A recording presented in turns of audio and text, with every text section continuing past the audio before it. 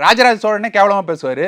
அதே திராவிட மன்னர்கள் சொல்லக்கூடியவர்கள், நாயக்க மன்னர்கள் யாரையாவது ஒருத்தர் பேச சொல்லுங்க, வாய் வந்துட்டு அப்படி பூட்டு போட்டுருவாரு. ரெண்டு பக்கம் வாய் போட்டு சட்டம் போட்டுருவாங்க. திராவிட அடிப்படையில எல்லாரும் ஒண்ணு மண்ணுதான் அப்படிங்கிற ராஜாக்கள் மீது உங்களுக்கு இதே இல்ல தமிழ் மன்னர்களை இழிவா பேசுறீங்கல்ல.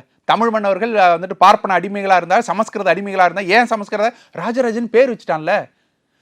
ராஜராஜ பறையன் என்று பேர் வச்சு வந்துட்டு உங்களுக்கு தஞ்சை பெரிய கோயிலுக்குள்ள அர்ச்சகர்களாக எல்லா சாதியினரையும் உள்ள வச்சிருந்தது யாரு?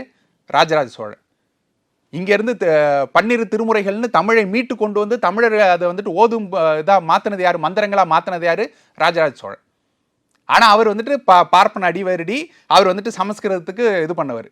பழனி கோயில்ல இருந்து பண்டாரங்களை வெளியேற்றினது யாரு? நாயக்க மன்னர்கள். அந்த நாயக்க மன்னர்களை பத்தி ஏன் பேச மாட்டீங்க? பேசுனா திராவிடம் கோச்சுக்கும். அப்ப திராவிடத்துக்கு அடிபணிந்து திராவிடத்தின் காலை விழுந்து அந்த உடும்பு பிடியாக திராவிடத்தின் காலை பிடிச்சு கொண்டே தொங்குறது பேர் தான் தமிழ் தேசியமா? அதுதான் தமிழ் தேசியமா? பாஜகவினுடைய குரலாக இந்த தமிழ் தேசியவாதிகள் இப்ப இருக்கக்கூடிய அந்த கும்பல் இருக்கு. எந்த இடத்தில் பாஜகவின் இந்த திட்டத்தை நாம் தமிழ் கட்சி ஆதரிச்சது ஒரே ஒரு திட்டம். பாஜக எடுத்து வைக்கக்கூடிய கொள்கையில ஒரே ஒரு கொள்கை நாங்க ஏற்றுக்கொண்டோம். ஏதாவது ஒரு விஷயத்தை பாஜகவை ஆதரித்து நாம் தமிழ் கட்சி பேசி இருக்கிறது அல்லது செயல்பட்டு இருக்குது காட்டுங்க.